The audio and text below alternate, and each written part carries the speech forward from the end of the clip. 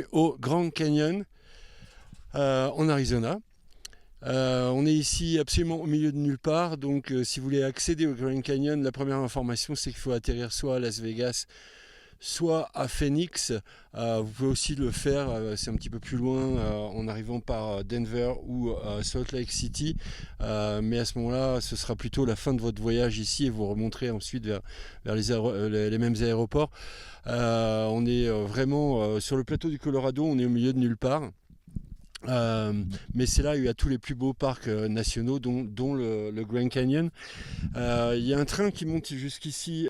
Mais sinon, vous pouvez venir de manière assez facile en voiture depuis le sud ou l'ouest.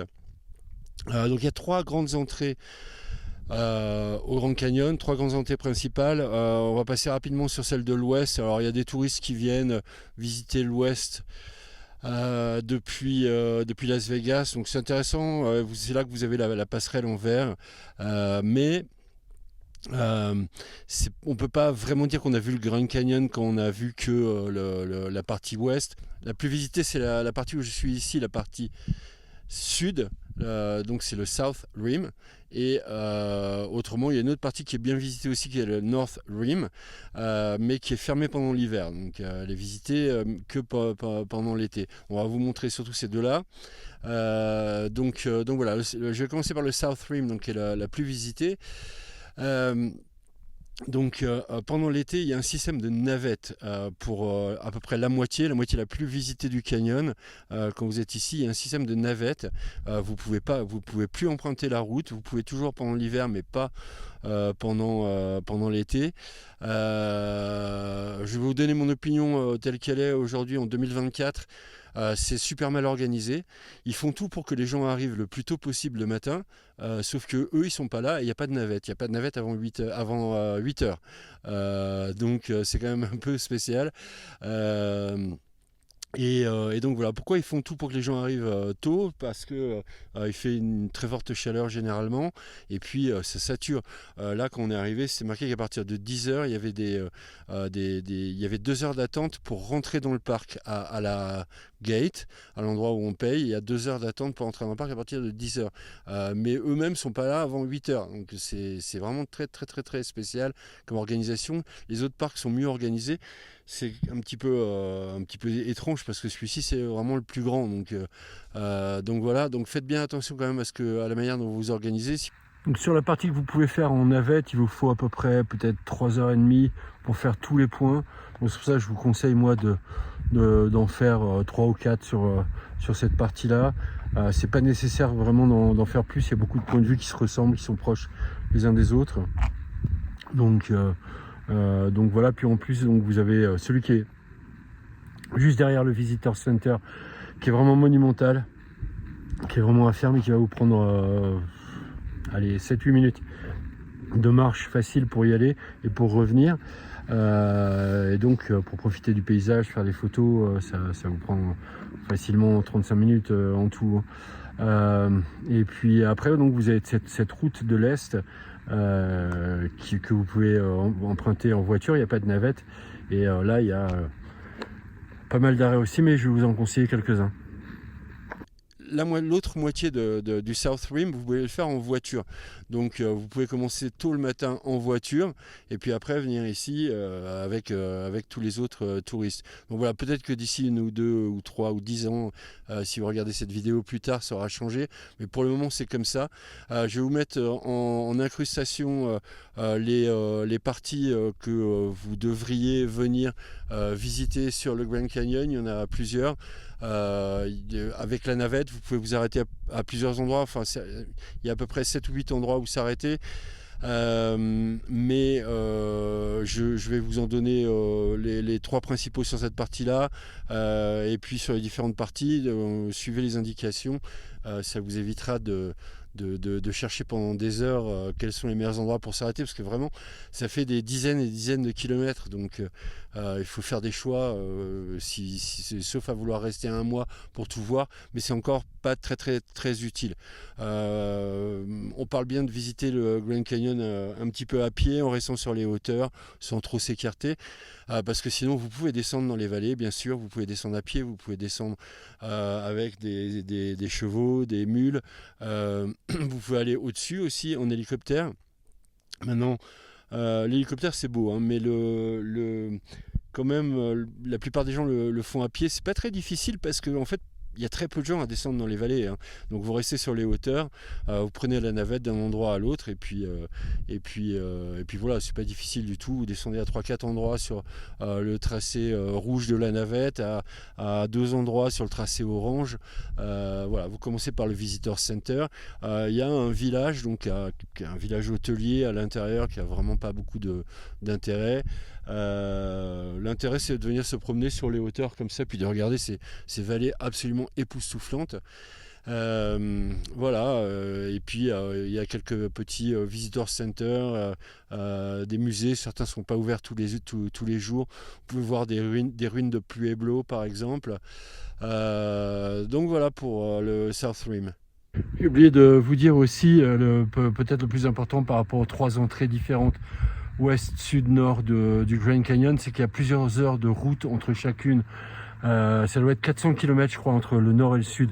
Enfin le nord il est juste ici, hein, mais si vous voulez y aller, soit vous y allez à pied, ça va vous prendre au moins une bonne journée pour aller au nord, et sinon si vous y allez en voiture, ça vous prendra quand même 400 km pour faire tout le tour pour arriver jusque là. Il n'y a pas de pont pour arriver ici. En tout cas, pour les piétons, je crois que c'est possible de passer, mais pas pour les voitures. On est obligé de remonter jusqu'à Page, Arizona, quasiment jusqu'à Page pour pouvoir passer. Donc c'est pour ça qu'il faut vraiment faire votre choix avant. L'intérieur de la tour est absolument incroyable.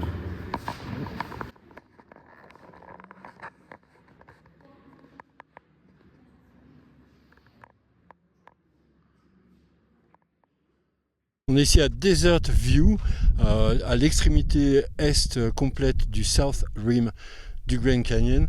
L'endroit est marqué par une tour en pierre imposante. On peut monter au sommet d'ailleurs. Et il y a un general store, il y a différentes choses. Donc c'est vraiment l'extrémité, l'entrée est de ce South Rim du Grand Canyon. Donc je vais vous parler un petit peu donc ici ça s'appelle Desert View, et la route qui va jusqu'au Visitor Center au milieu du Grand Canyon, vraiment le cœur du Grand Canyon, cette route entre Desert View et le Visitor Center, elle s'appelle Desert View Drive.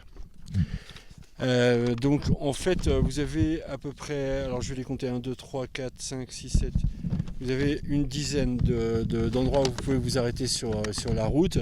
J'ai noté sur la carte ceux qui nous ont le plus plu, donc comme ça vous pouvez gagner du temps, parce que si vous arrêtez partout, ça peut vous prendre 2 heures peut-être de visiter tous les points de vue. Nous ça nous a pris 1 heure et quart peut-être, voilà, le temps de monter dans la tour, 1h30. Mais voilà, si vous voulez aller plus vite, donc je vous conseille de vous arrêter ici à Desert View, de vous arrêter à Moran Point et de vous arrêter à Grand View Point. En plus, sur la route, il y a un musée qui s'appelle Tusayan Museum and Ruins. C'est des ruines de Pueblo. Ça a l'air d'être un tout petit musée et des toutes petites ruines. Mais je ne peux pas vous en dire plus parce que c'est fermé la moitié de la semaine. C'est ouvert là en ce moment entre le jeudi et le dimanche. Donc on n'a pas pu le voir. En revanche, si vous continuez vers le nord, si vous allez vers Page, Monument Valley, vous avez un musée Navarro qui s'appelle Explore, dans une ville qui s'appelle Tuba. C'est à 1h02 de la sortie est du Grand Canyon pour être précis. Donc voilà, et apparemment on peut voir pas mal de choses là-bas. Je peux pas vous en parler parce qu'on n'est pas encore allé, on y va tout de suite, donc on va vous en parler. Ici on est sur le site du Visitor Center, donc vous avez pas mal d'équipements. Vous avez aussi ce chemin qui est derrière moi, qui va à Mather's Point. c'est l'un des points de vue les plus spectaculaires. Vous vous garez directement au parking du Visitor Center. C'est saturé, il y a du monde. Surtout si vous arrivez après 8 heures. Donc ce chemin derrière moi, tous les chemins, c'est bon à savoir, au South Rim, sont tous bitumés, bétonisés. C'est pas très naturel, mais en tout cas c'est assez pratique. Ça dégage une chaleur épouvantable par contre, mais bon. Et donc Mather Point derrière moi, et de l'autre côté vous avez des locations de vélos et vous avez le Visitor Center. Le vélo ça peut être bien, mais il vous force à mettre un casque par des chaleurs épouvantables comme ça, c'est pas forcément ce qui est de plus facile, mais bon, vous pouvez faire votre choix en fonction de l'heure à laquelle vous arrivez. Le matin il fait bon aussi, mais voilà. Donc voilà, première étape, le Visitor Center avec des parkings limités. Il y a ce qu'ils appellent le market un petit peu plus loin aussi. Vous avez un general store et qui fait supermarché.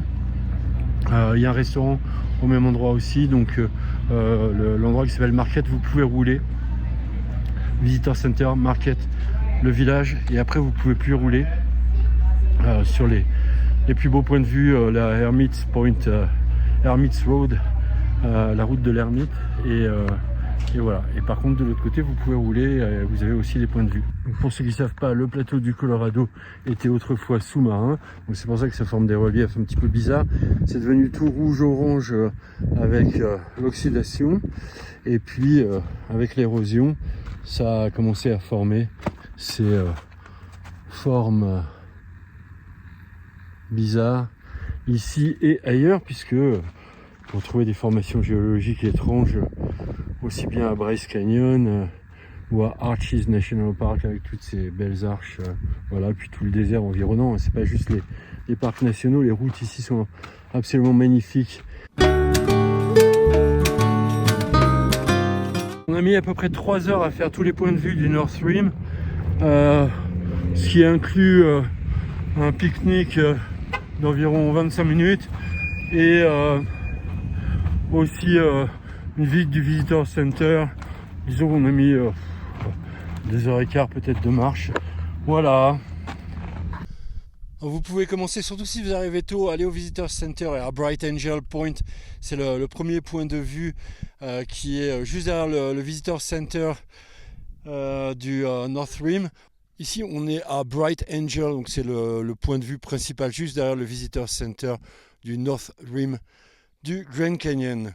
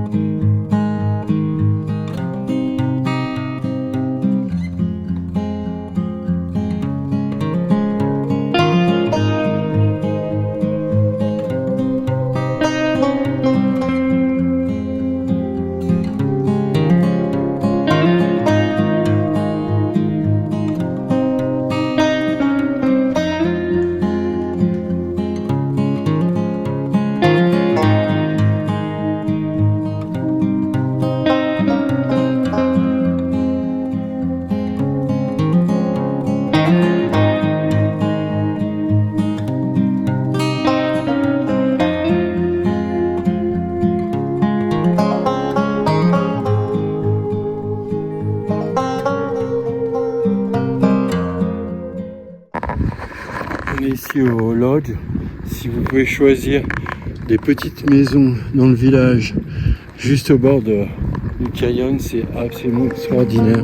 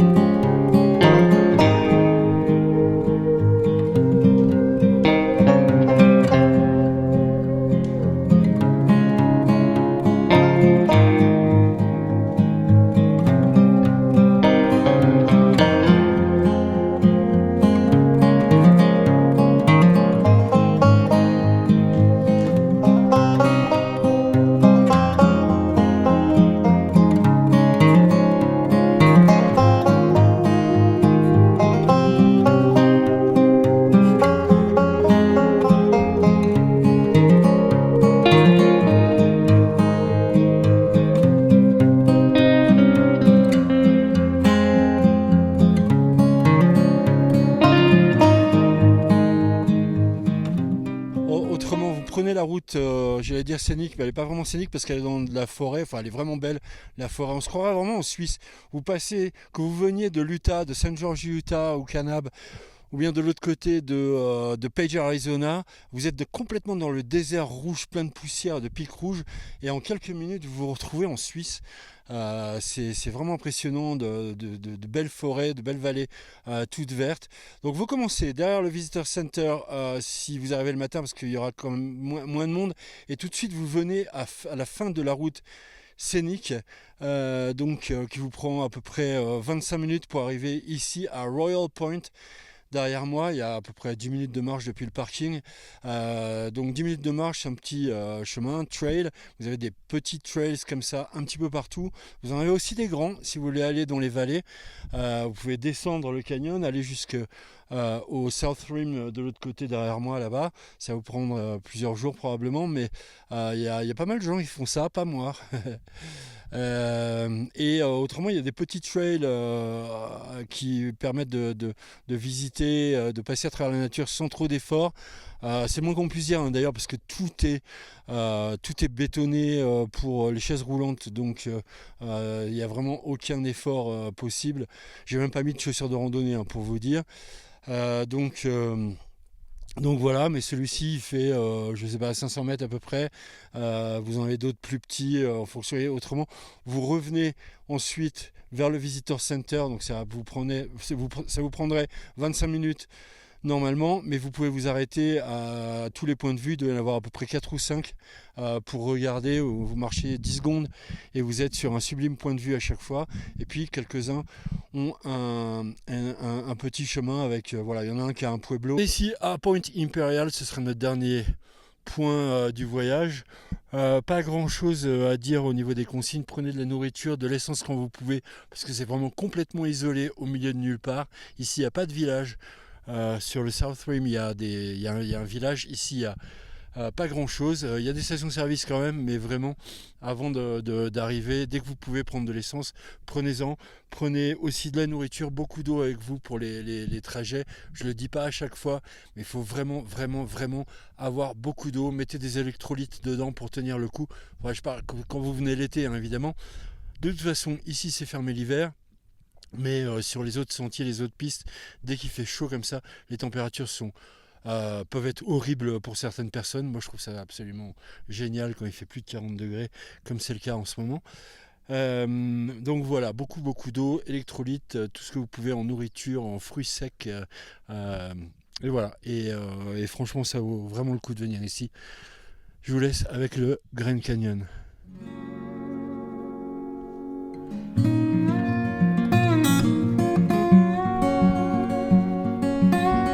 Donc la grande question c'est, est-ce qu'il vaut mieux aller au South Rim ou au North Rim?